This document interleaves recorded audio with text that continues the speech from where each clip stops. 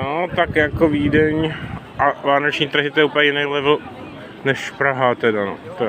To je bomba.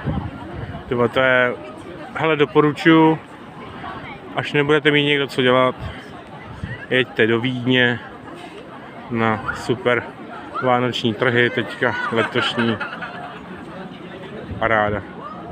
Fakt super, tyhle. Ale tam nám letí srdíčko zrovna vzadu, krásně, to zkusím přiblížit. Krásný velký lítající srdíčko.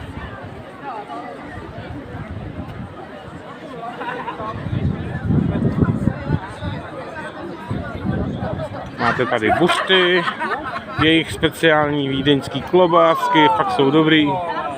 Pivo teda stojí za hovno, když nekoupíte Český Budvar, ale horký víno mají teda, bych řekl, možná lepší než my.